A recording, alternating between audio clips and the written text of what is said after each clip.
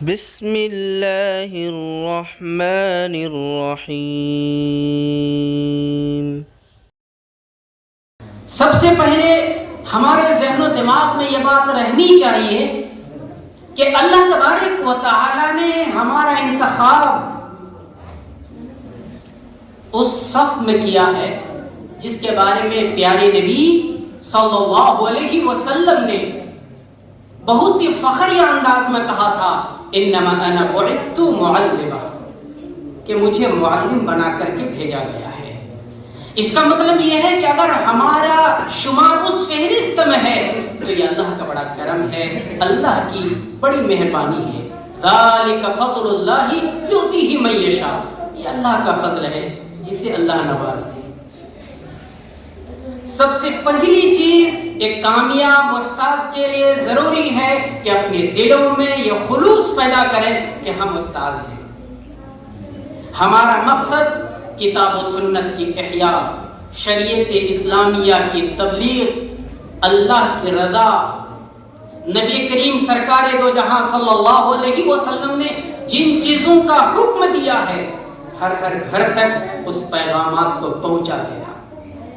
حضرت ابو ہریرہ رضی اللہ تعالیٰ عنہ بڑے جلیل القدر صحابی رسول ہیں، وہ کہتے ہیں نبی کریم سرکار دو جہاں صلی اللہ علیہ وسلم نے ارشاد فرمایا کہ جس شخص نے اس علم کو حاصل کیا، جس علم کو اللہ کی رضا کے لیے حاصل کیا جاتا ہے، اس علم کو دنیا کمانے کے لیے حاصل کیا، اس کو جنت کی خوشبو بھی نہیں ملی۔ تو سب سے پہلی چیز یہ ہے کہ ہمارے اندر یہ خلوص ہونا چاہیے کہ واقعی ہم سب علم نبوی کے محافظ، نگراں اور اس کو دوسروں تک پہنچانے والے ہیں۔ دوسری چیز طلباء کی تعلیم و تربیت کا حریص اور لالچی ہونا۔ ہمارے اندر ایک جنون ہونا چاہیے کہ واقعی ہم ایک استاذ ہیں۔ اللہ کے رسول پیارے نبی تاجدار وطا امام الانبیاء صلی اللہ علیہ وسلم کے بارے میں قرآن کیا کہتا ہے؟ وَلَعَلَّكَ بَاخِعٌ نَفْسَكَ عَلَىٰ آثَارِهِمْ إِن لَّمْ يُؤْمِنُوا بِهَٰذَا الْحَدِيثِ أَسَفًا۔ ایسا لگ رہا ہے کہ آپ ان لوگوں کی وجہ سے اپنے آپ کو ہلاکت میں ڈال دیں گے اگر یہ ایمان نہیں لائیں گے۔ یعنی آپ صلی اللہ علیہ وسلم کتنے حریص تھے۔ تیسری چیز تعلیم و تدریس سے دلچسپی ہونا، ایسا نہیں کہ کوئی کام نہیں مل رہا ہے چند دنوں کے لیے ہم استاذ بن گئے۔ اب سال میں ایک استاذ کئی مدرسے بدل رہے ہیں، یہاں بھی وہاں بھی یہاں بھی۔ اس کا مطلب یہ ہے کہ تعلیم و تدریس کو ہم نے دلچسپی کے طور پر اختیار نہیں کیا، کہیں کچھ کام نہیں تھا کسی مکتب یا مدرسے کے استاذ بن گئے، ایسا نہیں ہونا چاہیے۔ نمبر 5 وضاقت، صفائی ستھرائی میں اخلاقی اور مثالی ہونا۔ آپ کا اخلاق کتنا بلند ہے، آپ کا وضاقت کیسا ہے، صفائی ستھرائی کیسی ہے۔ ہوتا یہ ہے کہ عام طور پر ایک بچے پر ہم پورا زور صرف کرتے ہیں مگر ہم یہ نہیں سمجھ پاتے کہ پیارے نبی تاجدار وطا امام الانبیاء صلی اللہ علیہ وسلم کے بارے میں قرآن اعلان کرتا ہے لَقَدْ كَانَ لَكُمْ فِي رَسُولِ اللَّهِ أُسْوَةٌ حَسَنَةٌ، یعنی آپ کو آئیڈیل بنا کر کے بھیجا گیا ہے۔ جب نبوت والا کام ہمارا ہے تو ہم سب کی یہ ذمہ داری ہے کہ اپنے بچوں کے لیے ہم ایک آئیڈیل بنیں، بہترین اسوہ بنیں، بہترین نمونہ بنیں۔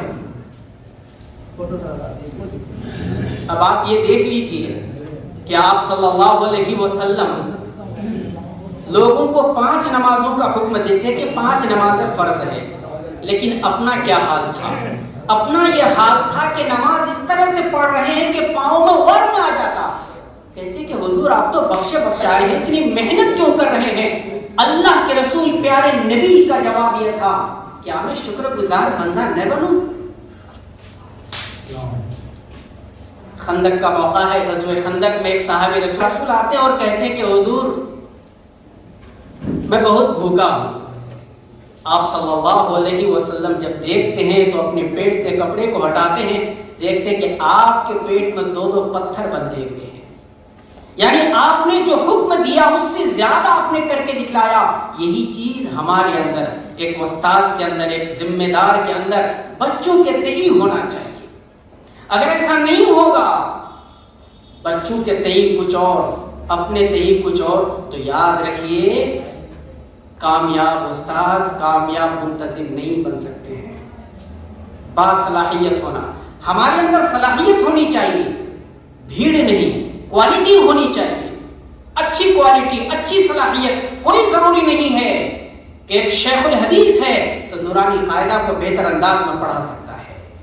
کوئی ضروری نہیں ہے کہ علم منطق و فلسفہ میں ماہر ہے تو قرآن کریم کو بڑے اچھے انداز میں پڑھا سکتا ہے. جس فن کے لیے استاذ کو متعین کر رہے ہیں اس فن میں ان کی کوالٹی کیسی ہے یہ دیکھنا اور اپنے آپ کو پرکھنا یہ بے حد ضروری ہے. متواضع ہونا، ہمارے اندر تواضع ہونی چاہیے، باہمت ہونا. جو چیز ہم بیان کر رہے ہیں بچوں کے سامنے میں، خود اپنوں پر اعتماد ہونا چاہیے. طالب علم نے کچھ کہہ دیا کہ ہاں یہ بھی ہو سکتا ہے، دوسرے طالب علم نے سوال کیا، ہاں یہ بھی ہو سکتا ہے. اس کا مطلب یہ ہے کہ خود اپنے بارے میں ہم مطمئن نہیں ہیں. اپنے بارے میں سب سے پہلے مطمئن ہونا چاہیے، زبان و بیان پر قادر ہونا. اب آپ دیکھ لیجئے حضرت موسیٰ کے بارے میں، ایک نبی ہیں، اللہ اس کو بھیج رہے ہیں، جائیے پیغام کو پہنچائیے. مگر حضرت موسیٰ کرے کہ نہیں یہ کام مجھ سے اکیلے نہیں ہو سکتا، میرے بھائی حضرت ہارون، ان کی زبان زیادہ فصیح ہے، ان کو بھی ساتھ کر دیجئے. یہ بتلاتا ہے کہ زبان و بیان پر قدرت ہونی چاہیے. اسی طرح سے نفسیات کا ماہر ہونا. آج کل وہی پرانا دور ہے، وہی پرانا طرز ہے، اس سے کام نہیں چلے گا. اپنے آپ کو بدلنا پڑے گا. اللہ کے رسول پیارے نبی صلی اللہ علیہ وسلم کے پاس ایک نوجوان آ جاتا ہے. وہ نوجوان کیا کہتا ہے، حضور مجھے زنا کرنے کی اجازت دے دیجیے. اب ان کے پاس جو صحابہ کرام ہیں وہ تو اس طرح سے گھور کر کے دیکھ رہے ہیں کہ مت پوچھیے. اللہ کے رسول پیارے نبی صلی اللہ علیہ وسلم اشارہ کرتے کہ کچھ نہیں کہنا ہے. ان کو قریب بلاتے ہیں. قریب بلانے کے بعد اس نوجوان سے آپ کیا کہتے ہیں؟ کہتے ہیں کہ تمہاری ماں سے اگر کوئی زنا کرے حضور میں پسند نہیں کروں گا. تمہاری بیٹی سے کوئی کرے، تمہاری بہن سے کوئی کرے، کہ حضور میں بالکل پسند نہیں کروں گا. اللہ کے رسول پیارے نبی کہتے ہیں کہ سنو، جس کے ساتھ تم ایسا کرنا چاہ رہے ہو وہ بھی کسی کی بیٹی ہے، کسی کی ماں ہے، کسی کی بیوی ہے، کسی کی بچی ہے، کسی کی بیٹی ہے. اس کے بعد اور قریب بلاتے ہیں، سینے پر ہاتھ رکھتے ہیں اور اللہ سے دعا کرتے ہیں کہ اللہ ان کے گناہ کو معاف کر دیجیے اور ان کے دل کو پاک صاف کر دیجیے. راوی اس حدیث کو بیان کرتے ہوئے کہتا ہے کہ پھر وہ کبھی ایسا سوچا بھی نہیں.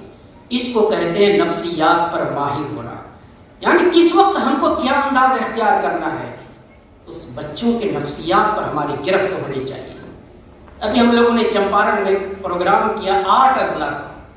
وہاں ایک ٹرینر حضرت آئے تھے، انہوں نے ایک بات بتائی کہ ایک طالب علم تھا، کئی مہینے گزر گئے، سبق نہیں سنایا، استاذ مارتا تھا. ایک دن میرے پاس پکڑ کے لایا اور کہا کہ اب آپ ہی سنبھالیے، یہ سبق یاد نہیں کرتا. انہوں نے کہا کہ میں نے 2 دن تک یہ تجربہ کیا، یہ غور کیا کہ وجہ کیا ہے جو وہ بچہ یاد نہیں کر رہا ہے.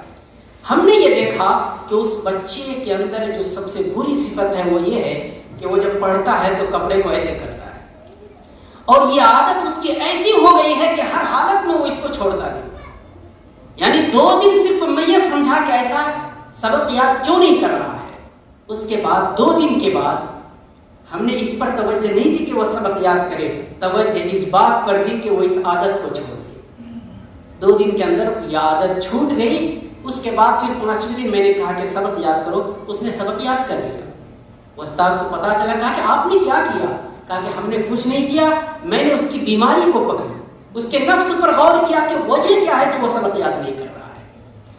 تو یاد رکھیے تعلیم تدریس یہ بڑا اہم کام ہے. یہ تقریر کا موقع نہیں ہے، یہ چند باتیں تھی جو میرے ذہن و دماغ میں ہے. ذہن و دماغ میں آئی کہ باضابطہ حضرت مولانا کی بات شروع ہونے سے قبل یہ باتیں ہمارے ذہن و دماغ میں رہنی چاہیے. اسی طرح سے ایک آخری چیز حالات حاضرہ سے واقف ہونا. ایک استاذ کے لیے یہ بھی ضروری ہے کہ اس وقت ملک میں کیا چل رہا ہے. اب مثال کے طور پر پرائم منسٹر کا کیا نام ہے, اس بہار کے سی ایم کا نام کیا ہے, صدر جمہوریہ کا نام کیا, کسی کو پتا نہیں, اچانک کوئی آ گیا پوچھ لیا. اس وقت فتنے شکیلی زوروں پر ہے. ہمارے بچوں کے ذہن و دماغ میں یہ بات رہنی چاہیے کہ شکیلیت کے فتنہ بڑا تیزی سے بڑھ رہا ہے. شکیلیت کیا چیز ہے, یہ کون شخص ہے, یعنی اس طرح کی چیزوں پر ہماری بھی معلومات ہونی چاہیے. اساتذہ کو سیکھنا چاہیے اور سیکھ کر کے ہمارے بچوں میں وہ چیزیں منتقل کی جانی چاہیے.